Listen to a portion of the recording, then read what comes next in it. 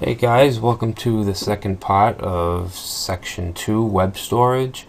And for this project we're going to implement something on our Blue Developer Directory website. And what I want to do is I have this little newsletter box down here, and it just asks for your name and your email.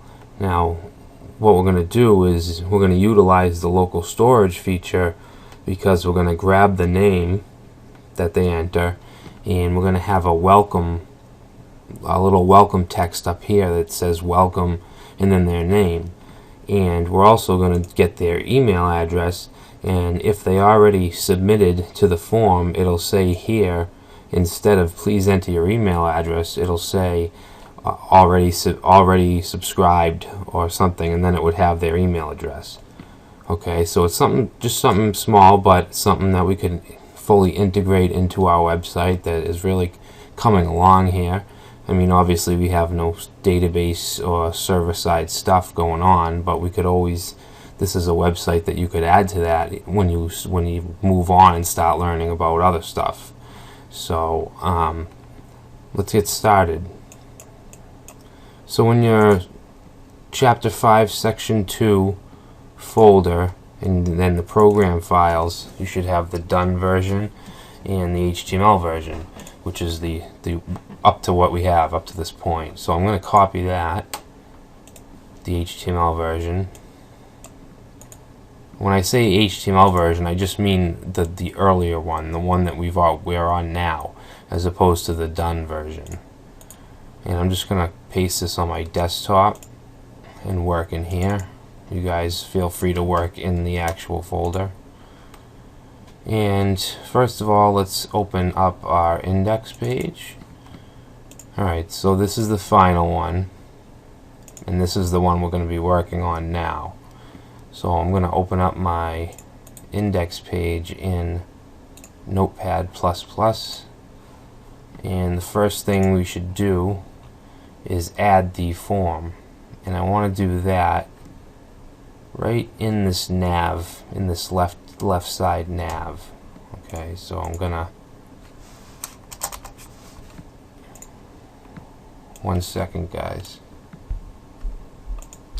So what I want to do is I want to add a div right here,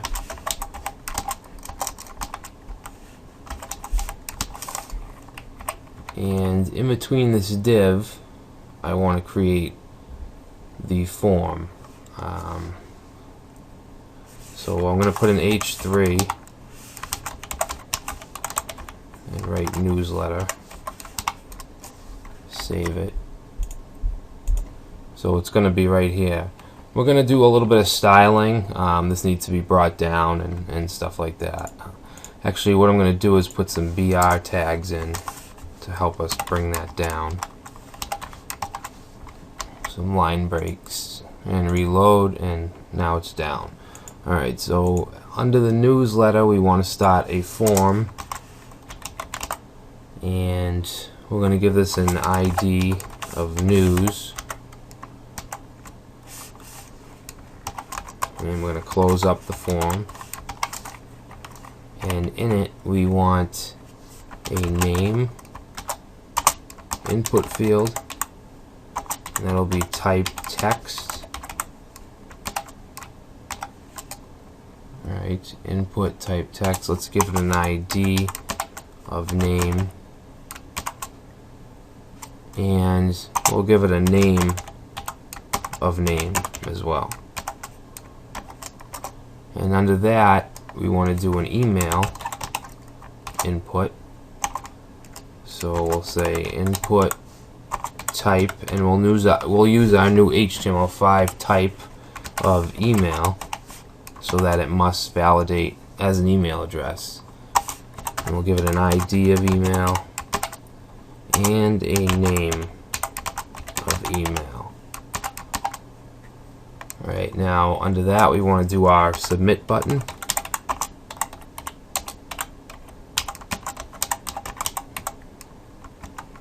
And the value, which is what is written on the button, we'll just say send. Okay, Let's reload. Let's save and reload. And now we get our little form. If you look at the finished one, we have white text. So what I'm going to do is go into the CSS of this.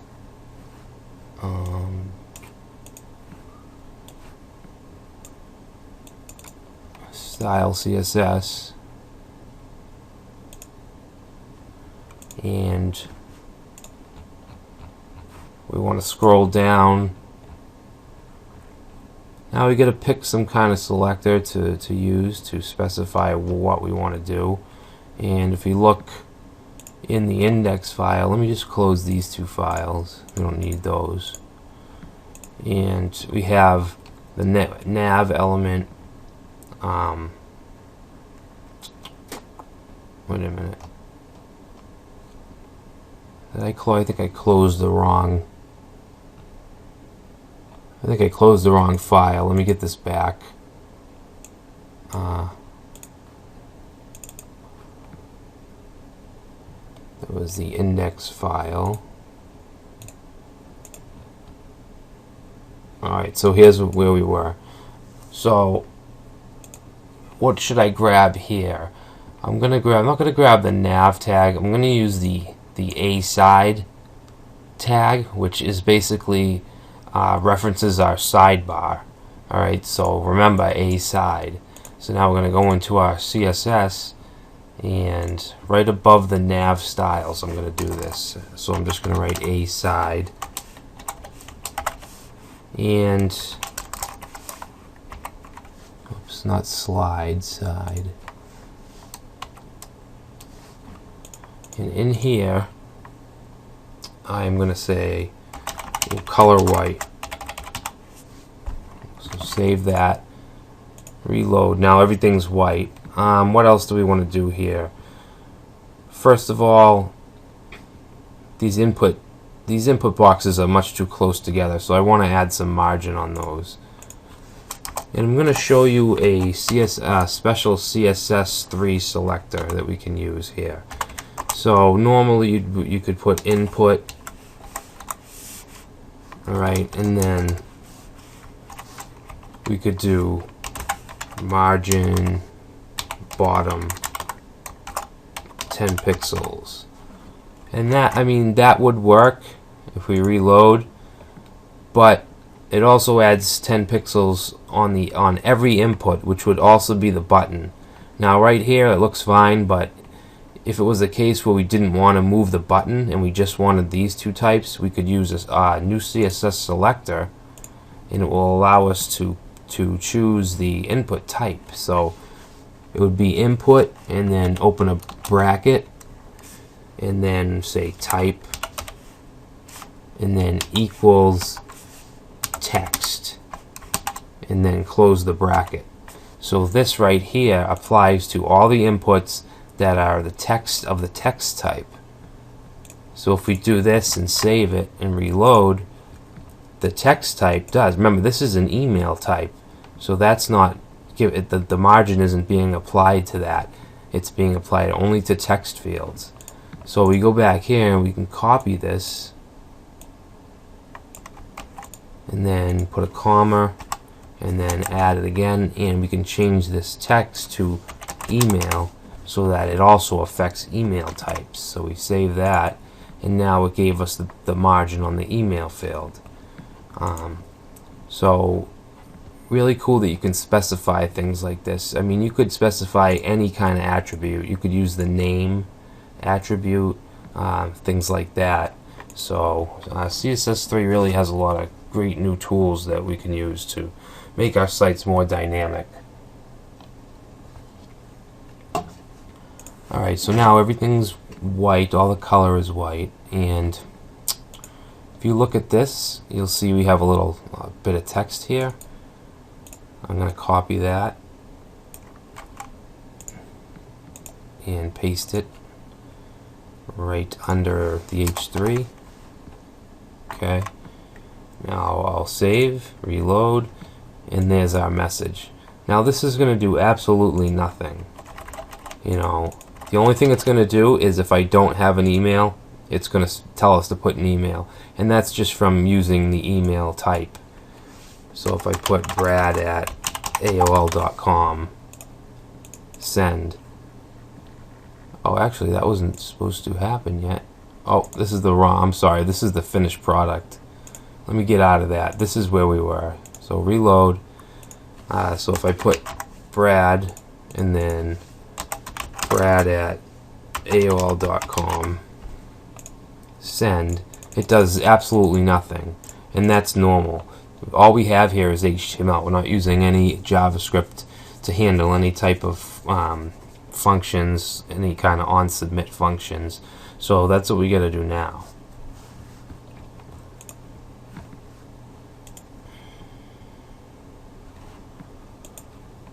And I don't like how this please enter your email address is smushed up against the top and bottom. So what I'm going to do is just add a paragraph tag onto that, and that should give it some padding.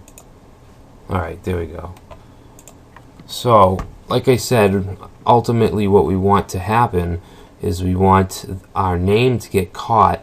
Alright, it gets caught in the input field, and we want to use HTML5 storage to store that in a key value pair, and to also store the email.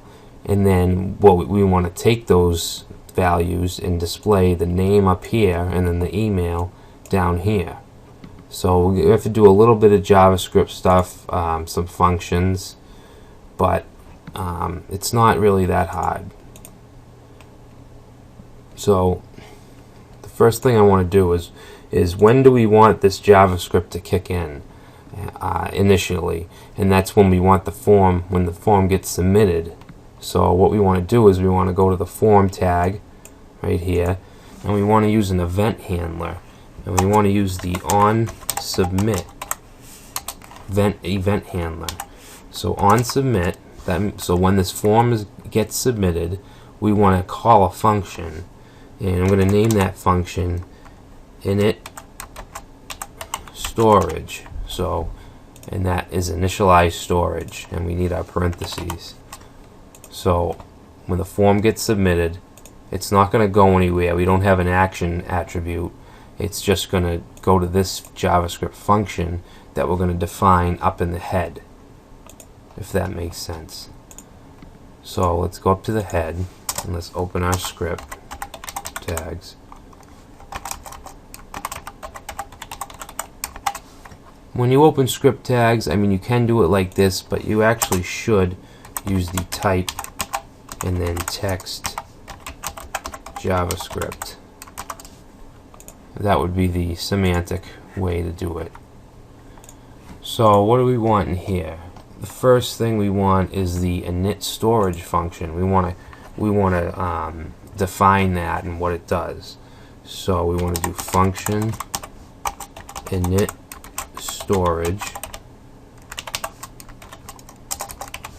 open close curly braces, and what I want to do in here is I want to create another function, which is going to be the save name function. It's the function that's going to get the name from here and save it using HTML5 storage.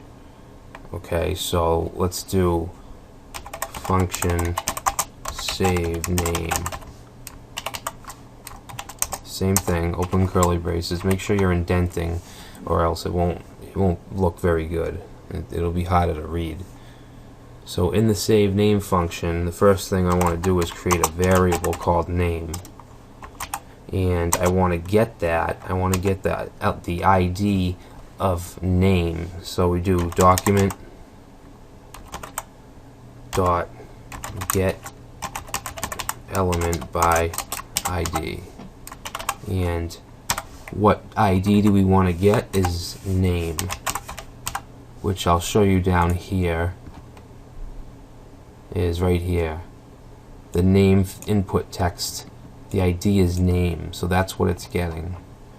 So now we have name in a variable. We have that input name in the variable. So under the variable, I want to set the item using local storage. So we would do local storage. And remember, you could also do session storage if you want, but like we talked about, the difference between local and session is session, any data you put in is going to get cleared when you close the browser, when your session ends. This will stay unless we clear it or the user clears it. So we want to do local storage dot set item, and this is where we put that key value pair that we talked about. So the key is going to be name, and the value we want to get is, first we want to get this name. This is the name we got from the ID. Alright, so name. We don't need parentheses because this is a variable. This is not. So the variable name, now doing it like this will not work. We need to get the name value. So what we got to do is just add a period and then the word value. So it'll get this name. Where is it? It'll get this name's value, which will be whatever the user types in. So that's set the item. As soon as they enter something in the name field, it gets set and stored right here. Now that's all. Excuse me, one second. Mouth is a little dry. So that's it for the save name function, for now at least. Next thing we want to do is create the save email function, which is basically the same thing. We're just saving the email field as opposed to the name. So save email, and in that we're going to do the same. Actually, I'll just copy and paste this.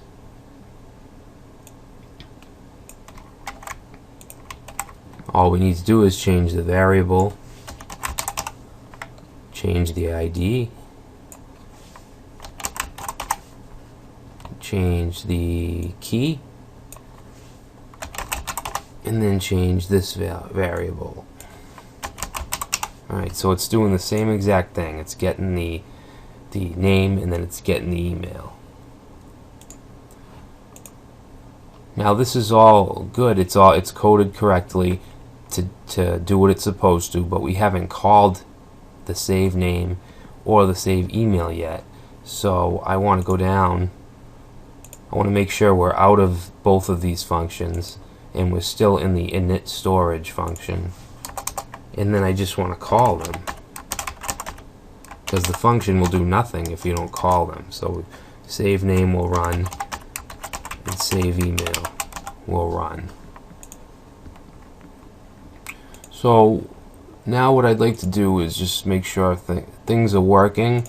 So I just want to take this save name function. When it runs, I want it to alert the set item that we just set. Oh, there is some mistakes here. We should have a comma here and get rid of this comma, and then down here same thing, get rid of that comma. I just want to go over this and make sure everything's how it's supposed to be. Okay. So what I want to do is just make an alert. I want to alert the, now I told you how we set the local storage item like this. To retrieve it, we want to use get item. So to retrieve it, we'll do local storage, in a capital S. Whoop. Sorry guys. This computer sticks, the keys stick, and I can't stand it. I don't know why I haven't gotten a new one yet. So we want to do local storage dot get item, and the item we want to get is the name, value, key value.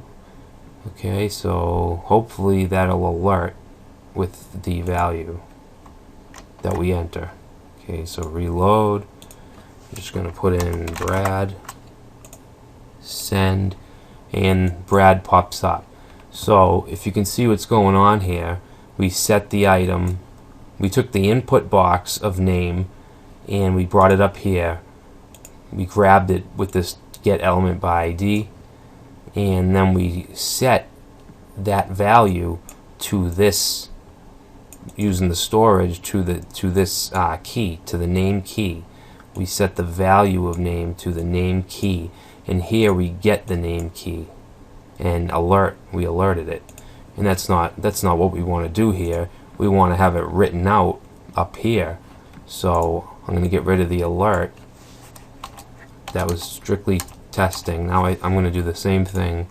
Actually, let me just copy this, so I want to do the same thing with the email.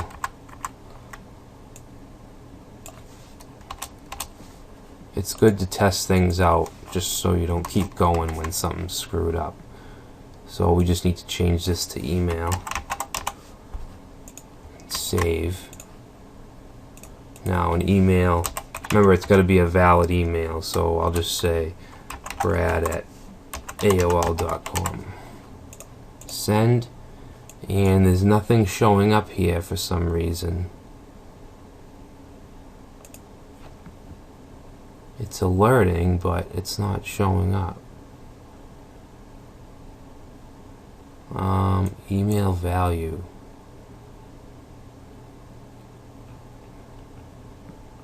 Input type. ID. Email. That's strange.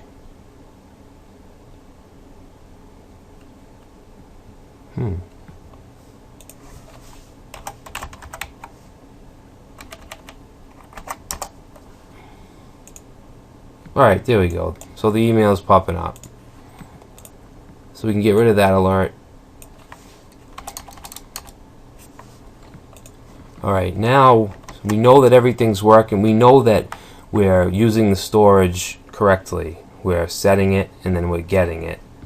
Now all we have to do is place it. So like I said, what I want to do is just have like a welcome back Brad, or whatever your name is that you input on in the newsletter input box. So we're going to need some functions for that, because we can't directly type JavaScript right there where we want it, so we have to create some new functions. So I'm going to go out of the init storage. I'm going to go out of that function and create a new one. And I want to do function. I'm going to call this display name.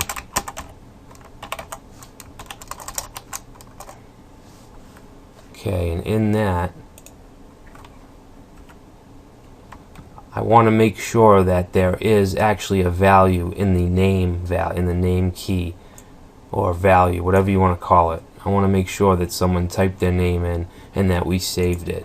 So I'm going to say if, I apologize if my voice sounds like I'm losing it. I think I'm getting a little sick. So we're going to do if local storage dot get item name. I don't usually use Notepad++. I usually use either NetBeans or Dreamweaver, and those programs, they close your parentheses automatically, and they'll add the closing tags, closing div tags. So that's why I apologize for my typing on. I just usually don't use this this editor. So if local storage dot get item name, if it is not null, because if it wasn't set, then it's set to null. It returns null. So we want to make sure that it's not null. And that's what this question mark and equals means. It means it's not. If we had two equals like this, that would mean if it is null. But we want if it's not null. So if it's not null, hold on one second. Yeah, if it's not null, then what we want to do is write it to the screen, right? So to do any kind of printing to the screen, you need to use the document.write function of JavaScript. And in that, we want to have the welcome back message. So we're going to do welcome back, and we're going to have to do a little concatenation here with the plus sign so we can add some JavaScript. And this is going to be local storage dot get item and name. Okay, and that should do that. That should be it for that. So if the value is not null, then we want to write welcome back, and then it would put the name here, whichever we put in the input box. I just want to double check, make sure this looks right. Alright, so that looks good. Now if we save it and we reload, nothing happens. We have nothing up here. What we gotta do is go down to where we do want it and call this function, this display name function, because this function writes it out. So we want to go down to where we want to put it, and I want to do it right under the menu, the main menu, right after the closing UL. And I'm just going to put a div ID of display name. I don't like to do camel case in CSS. Close that div. And in here, we want to call that function, but we can't just write the function. We have to open a script tag. And then inside there, we can say display name. So that's our function. Alright, so let's save that. Let's reload. You can see up here it's in black. It says welcome back, Brad, because that's what I put in here last. Now I'm going to do a little bit of CSS and fix that. So let's go here. Let me just figure out where I need to put this.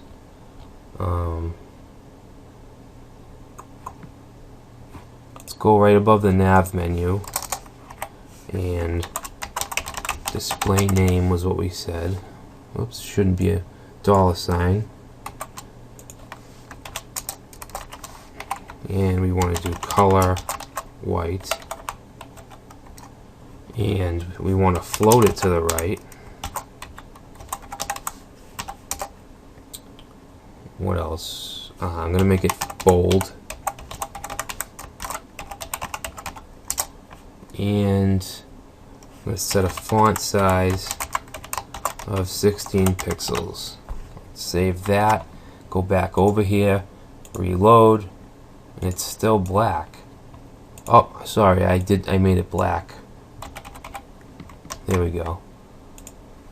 Alright, so we get this cool little welcome. I actually want to put a comma in there after back. Okay, comma, save. Alright, so there we go.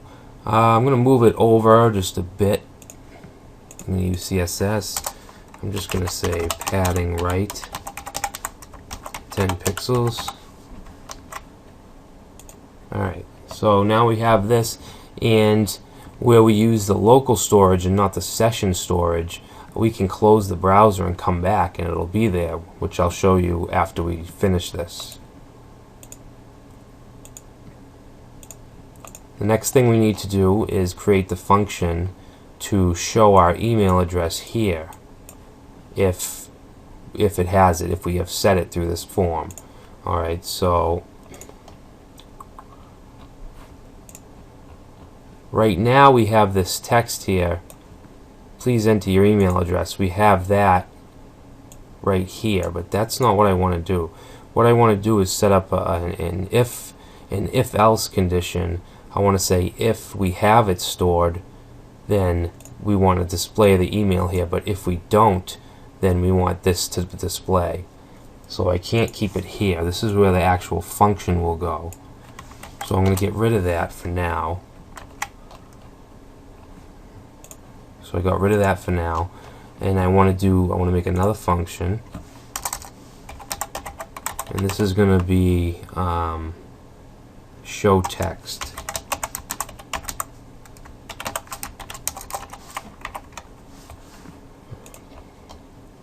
So in here we want to test again, okay? We want to say if, actually let's just copy this right here,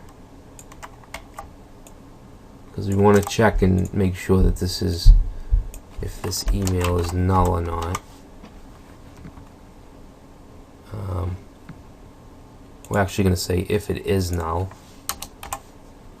If the email is null, then we want to document write.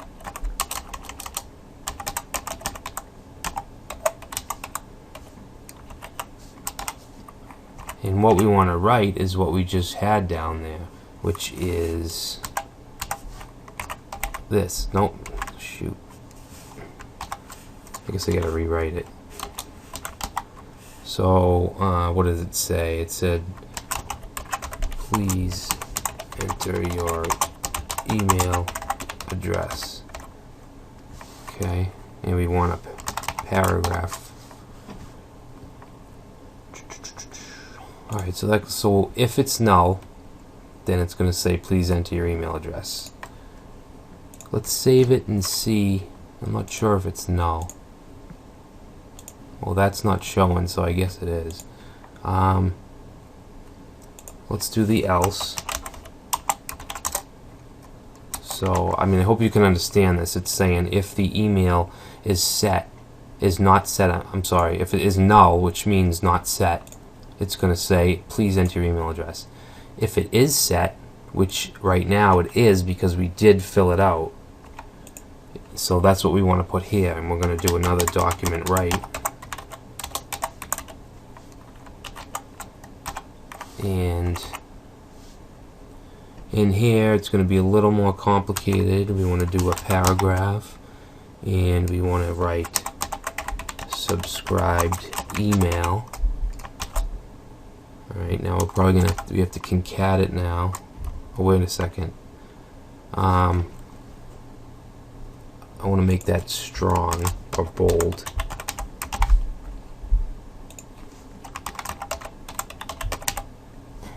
Okay, make that strong. Now we want to concatenate the actual value, which would be local storage dot get item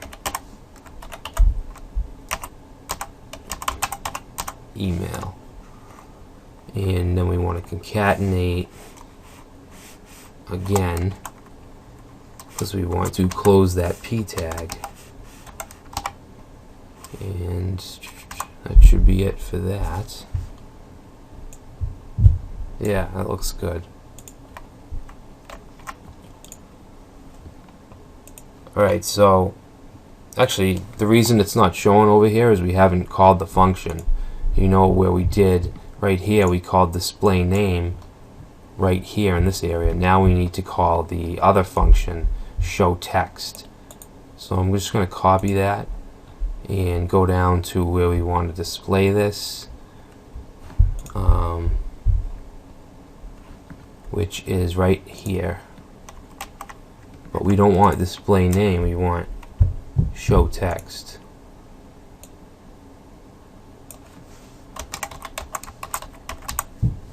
Save that, and if we reload, now it says our subscribed email is this. Now we can change this. If I go back and I say John Doe, and I change my email to john@aol.com and send, it changes both. It changes the subscribed email as well as the welcome text name. So pretty cool stuff. And we're almost there. The last thing I want to do is I want to put a button or a link here that will allow us to clear out these values. So I'm going to go to right around this area, and I want to make a link. And I'm going to set it to the hashtag, which means the link's actually not going to go to a new page. What I do want to do is add an event handler of onClick. So onClick, I want it to run a function called clear all.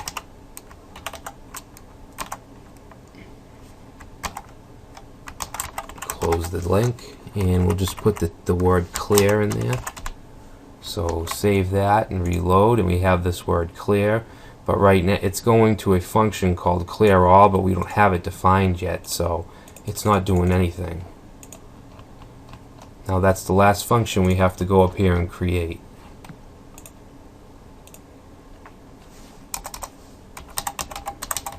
So function clear all.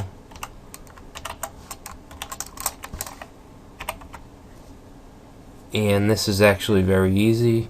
We want to use the local storage dot clear, and what this does is it just clears all the local storage variables, strings, values, whatever you want to call them. Now if we leave it like this, let me show you what happens. So I reload and I clear it out, but it's, see how they're still there. But if I go and reload the page, they're gone. So we don't want that. We want to clear it and then have it automatically clear. So all I'm going to do here is add the JavaScript code that will reload the page. So it's window.location.reload. Very simple. So if I save that, now let's put some names back in. I'll put John Doe back in, and John at AOL.com. Alright, so now why isn't that working? That's very odd. Show text, init storage, save.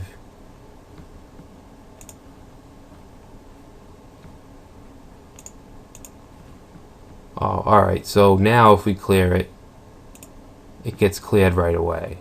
Now I want to see if that happens again, because that was kind of weird.